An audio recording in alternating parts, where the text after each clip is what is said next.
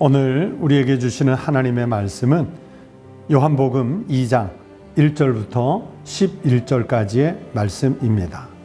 사흘째 되던 날 갈릴리 가나에 혼례가 있어 예수의 어머니도 거기 계시고 예수와 그 제자들도 혼례의 청함을 받았더니 포도주가 떨어진지라 예수의 어머니가 예수에게 이르되 저들에게 포도주가 없다 하니 예수께서 이르시되 여자여 나와 무슨 상관이 있나이까?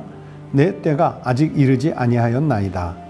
그의 어머니가 하인들에게 이르되 너희에게 무슨 말씀을 하시든지 그대로 하라 하니라. 거기에 유대인의 정결 예식을 따라 두세 통 드는 돌 항아리 6이 놓였는지라. 예수께서 그들에게 이르시되 항아리에 물을 채우라 하신즉 아귀까지 채우니 이제는 떠서 연회장에게 갖다 주라 하심에 갖다 주었더니 연회장은 물로 된 포도주를 맛보고도 어디서 났는지 알지 못하되 물떠온 하인들은 알더라. 연회장이 신랑을 불러 말하되 사람마다 먼저 좋은 포도주를 내고 취한 후에 낮은 것을 내거늘 그대는 지금까지 좋은 포도주를 두었도다 하니라. 예수께서 이 첫 표적을 갈릴리 가나에서 행하여 그의 영광을 나타내심에 제자들이 그를 믿으니라. 오늘 우리에게 주신 하나님의 말씀입니다. 성도 여러분, 오늘 요한복음 2장 1절부터 11절의 말씀을 읽었는데 우리가 어린 시절 교회 학교 다닐 때부터 그렇게 찬송을 많이 하던 물이 변하여 포도주 됐네, 물이 변하여 포도주 됐네 하는 그 가나 혼인잔치에 있었던 예수님의 이적의 말씀을 읽었습니다. 오늘 제목을 보십시오. 물이 포도주로 결핍이 기쁨으로. 여러분, 물이 포도주로 바뀌는 이 기적이 일어났는데 이 물이 포도주로 변한 이 사건이, 이 기적이 결국 그 현장에 있던 사람들의 결핍을 채워서 기쁨이 된다 하는 의미에서 이렇게 제목이 잡혔습니다. 여러분, 성경에는요, 하나님의 비밀스러운 순간에 함께 했음에도 불구하고 잘 드러나지 않는 사람들이 있습니다. 그것은 교회 안에서도 마찬가지거든요. 정말 봉사를 열심히 하는 분이 있어요. 전도를 열심히 해서 또 영혼을 잘 구원하는 분들이 있어요. 그런데 그 성격에 따라서 그렇게 봉사를 열심히 하고 또는 전도를 열심히 하고 그러면서도 그 이름이 혹은 그 모습이 잘 드러나지 않는 교인들이 훨씬 더 많습니다. 어떻게 보면 자꾸만 자기를 드러내려고 하는 사람들보다 교회와 하나님 나라는 그렇게 자신을 드러내지 않으면서도 열심을 내는 신앙을 지키는 그분들로 인해서 우리 교회 공동체가 지켜지고 있지 않나 그런 생각을 하게 됩니다. 바로 이 성경에도요. 하나님의 비밀스러운 순간에 함께 했지만 잘 드러나지 않는 그 사람의 대표적인 사람들이 바로 오늘 이 본문 속에 물떠온 하인들입니다. 이 물떠온 하인들이 바로 그렇게 드러나지 않는 사람들이에요. 성경에 무수한 사람 이름이 등장하지요. 또 무수한 군중들이 등장을 하는데 이 정도 사람들이면 한두 명은 이름이 좀 등장할 만한데도요. 이 물떠온 하인들은 누구인지 이름이 밝혀지지 않았습니다. 갈릴리 가나에 혼인 예식이 있어서 예수님의 어머니와 예수님 그리고 제자들이 함께 초청을 받았는데 우리가 잘 아는 대로요. 포도주가 떨어졌어요. 여러분, 당시에 이것은 잔치집에 있어서는 절대 안 되는 일이 잔치 중에 포도주 떨어지는 것입니다. 마리아는 이 사실을 예수님에게 알렸고 예수님은 어머니 마리아의 부탁을 받자마자 아직 내 때가 이르지 않았다. 그렇게 좀 거절의 말씀을 드렸습니다. 하지만 마리아는 예수님이 어떤 일을 하실지 알았기 때문에 하인들에게 두세 통 드는 돌항아리 6아기까지 그 물을 채우라고 주님이 뭐라고 말씀하셔도 다 듣고 따르라고 그렇게 당부를 하지 않습니까? 그렇게 하인들이 예수님의 말씀을 듣고 물을 채우자 예수님은 이제는 떠서 연회장에게 갖다 주라. 그렇게 이야기를 해요. 이 연회장은요, 누구를 말하냐면 집안에 그 잔치를 전체 집례하는 사람일 수도 있고요.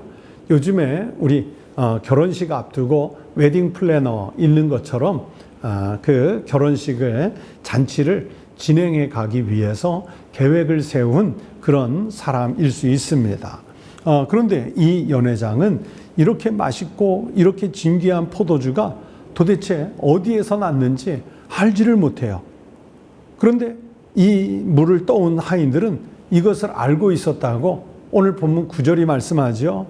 연회장은 물로 된 포도주를 맛보고도 어디서 났는지 알지 못하되 물 떠온 하인들은 알더라. 연회장은 모르는데요, 물 떠온 하인들은 안다. 그렇게 성경이 말씀하고 있어요. 여러분, 오늘 이 본문이 그랬던 것처럼 예수님께서 어떤 그 놀라운 일을 펼치셨을 때 모두가 다 알고 있는 것은 아닙니다. 물 떠온 하인들과 같이 하나님께서 그 놀라운 역사의 현장에 초대해 주셔서 그것을 알게 하는 사람들이 따로 있습니다. 그러므로 우리도 신앙생활을 하면서 여러분, 바로 이 하인들과 같이 이 놀라운 주님의 은혜의 현장에 늘 함께 하시기를 축원합니다. 당시 유대인들의 혼인잔치는요, 일주일간 이어져요.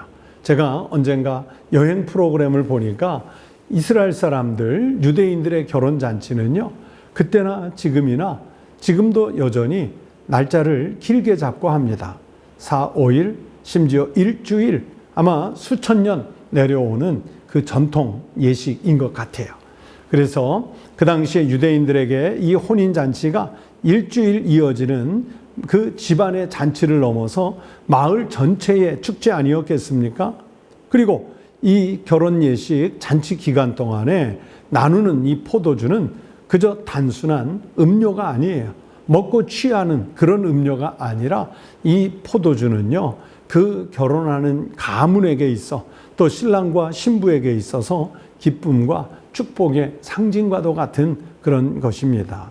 그런데 도중에 포도주가 떨어졌다? 여러분, 이것은 결혼잔치를 집례하는 그 가문의 입장에서는요, 우리 집안이 이 정도밖에 안 돼 하고 명예가 실추될 수 있고요. 또 포도주가 끊긴 것 때문에 그 혼인잔치도요, 그만 마무리를 제대로 못하고 도중에 끝나버릴 수도 있는 그 위기의 순간이 바로 오늘 본문의 상황이에요.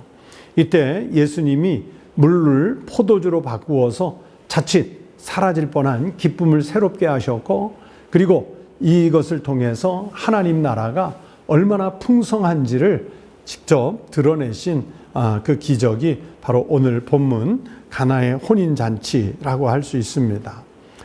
여러분, 모차르트의 유명한 오페라 중에 피가로의 결혼이라는 제목을 많이 들어보셨을 거예요.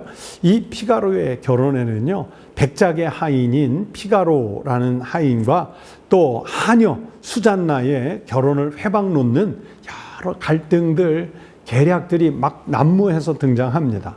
그러나 이 피가로의 결혼이 이제 잘 진행돼서 마지막 합창에서는 모든 긴장 관계가 풀리고요, 사랑과 화해로 이 결혼 잔치가 잘 마무리되는 아주 극적인 그런 오페라입니다.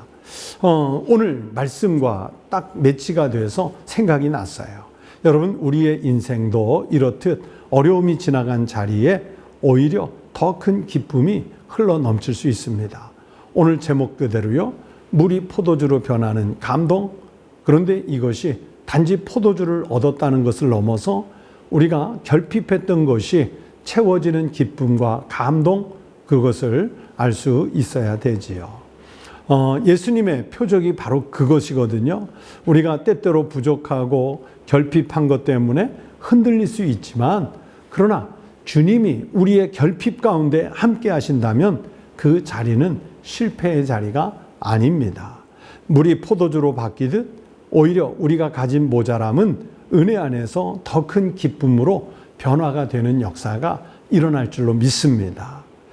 그리고 더 놀라운 것은 그 기적의 증인들이 가장 낮은 자리에 있던 그저 술심부름, 물심부름, 잡다한 심부름이나 하던 하인들이었다는 사실입니다. 여러분, 지금 우리에게는 어떤 부족함이 있습니까? 영적으로 부족한 것, 정서적, 정신적으로 부족한 것, 아니면 내가 실제로 살아가는 삶의 자리에서 다소 부족하고 모자란 것들이 있을 수 있어요. 그러나 그 모자람 때문에 위축되지 마십시오. 지금 우리는 어디에 있어야 되느냐? 바로 물을 떠온 그 하인들처럼 순종의 자리에 머물러 있으셔야 합니다. 그렇다면 우리의 빈잔은 분명 은혜로 채워지는 그런 역사가 일어날 줄로 믿습니다. 여러분, 예수 그리스도가 오시는 대림절 셋째 주간을 보내고 있지 않습니까? 예수님이 오셔서요, 우리가 잃어버린 창조할 때 하나님께서 우리에게 부여하신 하나님의 형상을 잃어버렸어요. 그런데 예수 그리스도가 왜 오십니까? 바로 하나님의 형상을 잃어 정말 영적으로 생명으로 결핍한 우리에게 하나님의 형상을 회복시켜 주시고 채우기 위해서 주님이 찾아 강림해 오시는 줄로 믿습니다. 이 믿음을 가지고 여러분의 삶의 자리에 결핍이 아니라 하나님의 은혜와 감동으로 오히려 풍성하게 채워지는 그런 기쁨의 역사가 충만하게 일어날 수 있기를 주의 이름으로 축원합니다. 기도하겠습니다. 하나님 아버지, 혼인잔치에 포도주가 모자라 많은 사람들이 정말 그 기쁨을 나누지 못하고 당혹스러울 수도 있었는데 물이 변하여 포도주가 되게 하는 그 역사를 일으키셨고 또 떠서 연회장에게 갖다 주라 하는 말씀에 순종했던 바로 그 하인들과 같은 사람들이 그곳에 있었으니 참 감사합니다. 하나님 아버지, 주님이 오늘 우리에게 그렇게 동일하게 말씀하실 때도 우리는 나의 경험과 지식과 상식으로 판단하는 것이 아니라 하나님께서 직접 말씀하시면 그 말씀을 주님으로 믿어 또 그 말씀대로 실행에 옮겨 하나님의 놀라운 엄청난 이적이 나를 통해서 일어나는 것을 우리가 하나님 체험하며 살아가게 하여 주시옵소서.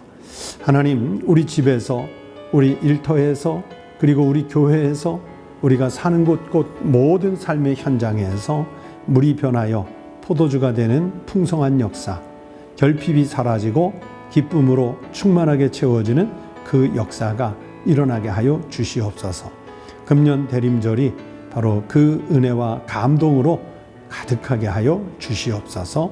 감사드리며 예수님 이름으로 기도하옵나이다. 아멘. 오늘 말씀을 생각하시면서 주님이 채워주시는 은혜를 경험으로 순종하도록 그렇게 믿음의 삶을 살게 해달라고 기도하시겠습니다. 그리고 오늘 성경 본문 속에서 물을 떠온 그 하인들의 순종이 그들의 순종으로 끝나지 말고 나의 순종이 되고 나의 순종 때문에 하나님께서 기쁨과 감사와 감동을 내 심령 속에도 채우시는 은혜의 삶을 살아갈 수 있게 해달라고 기도하십시오.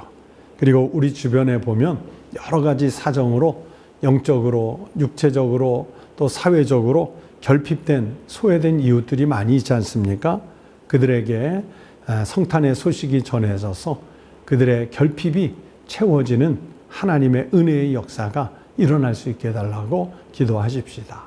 그리고 금년 한 해 다 미처 마무리하지 못한 것들, 또 응답받기 원하는 기도의 제목들 하나님께 아뢰서 응답받고 또 한 해가 잘 마무리될 수 있게 해달라고 기도하십시오. 여러분의 기도 제목 기도하십시오. 다 함께 기도하시겠습니다.